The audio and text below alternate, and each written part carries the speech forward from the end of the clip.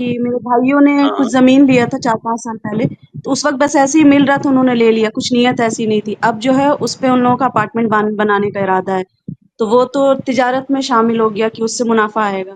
تو اس پہ جو زکوٰۃ ابھی سے واجب ہوگی یا جب سے خریدا گیا ہے وہ زمین تب سے واجب ہوگی؟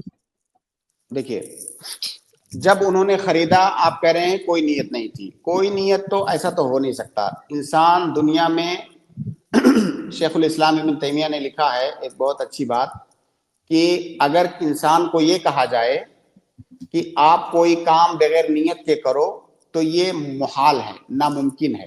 بہت سارے لوگ سمجھتے ہیں نا کہ نیت کرنا مشکل ہے. نیت کرنا مشکل نہیں ہے، نیت نہ کرنا مشکل ہے.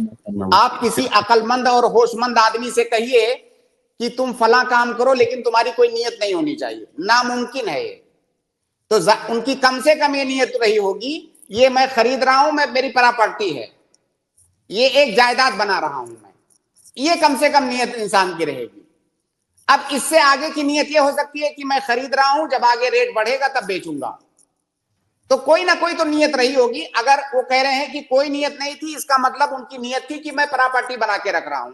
بہت سارے لوگ زمینیں خرید کر کے چھوڑ دیتے ہیں، میں ایک بطور جائیداد، بطور پراپرٹی میں اس کو اپنے پاس رکھوں گا. اگر یہ نیت ہے تو یہ سامان یہ تجارت کی نیت نہیں ہے، اس میں زکوٰۃ واجب نہیں ہے. اب اگر اس کے کچھ سالوں کے بعد، کچھ دنوں کے بعد اچانک ان کی نیت تبدیل ہو گئی، نیت تبدیل یہ ہو گئی کہ اس زمین پر میں اپارٹمنٹ بناؤں گا اور اپارٹمنٹ بنا کر کے اس کو بیچوں گا، اب یہ تجارت کی نیت ہے.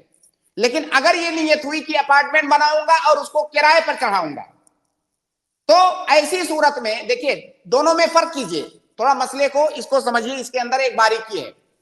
ایک جی ہوتا ہے کہ یہ زمین ہے، اس پہ میں ایک بلڈنگ بناؤں گا اور اس بلڈنگ کو بیچ دوں گا، یہ تجارت ہے. اب ایسی صورت میں اس پوری زمین میں یا اس پر جو بلڈنگ بنے گی سب کی مالیت میں زکوٰۃ واجب ہے، جب سال گزرے گا تب. اور دوسرا جی مسئلہ یہ ہے کہ کوئی آدمی یہ نیت کرے کہ یہ زمین ہے، اس پر ایک بلڈنگ بناؤں گا اور اس پر ایک ہوٹل بناؤں گا، اس کو کرائے پر دوں گا. ایسی صورت میں اس زمین میں یا اس بلڈنگ میں زکوٰۃ واجب نہیں ہے، بلکہ وہ جو کرایہ آئے گا اس میں زکوٰۃ واجب ہے. کیونکہ سامان تجارت اس کو کہتے ہیں جو آپ کے پاس آئے جائے، آتے جاتے رہے، جو جانے والا ہو. جو آپ کے پاس فکس رکھا ہوا ہے وہ سامان تجارت نہیں ہے.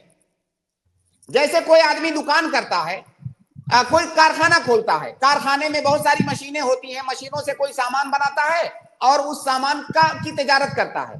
تو اب اس سامان پر تو زکوٰۃ واجب ہے، لیکن وہ جو مشینیں رکھا ہوا ہے، مشینیں بیچنے کے لیے نہیں رکھا ہے، ان مشینوں سے وہ سامان بنا رہا ہے، تو ان مشینوں پر زکوٰۃ واجب نہیں ہے، بلکہ وہ جو سامان بنا رہا ہے اس پر زکوٰۃ واجب ہے. تو اگر کوئی آدمی کسی زمین پر بلڈنگ اس نیت سے بنا رہا ہے کہ میں اس کو کرائے پر دوں گا، تو اس زمین پر یا اس بلڈنگ پر زکوٰۃ واجب نہیں ہے، بلکہ جو کرایہ آئے گا اس پر زکوٰۃ واجب ہے.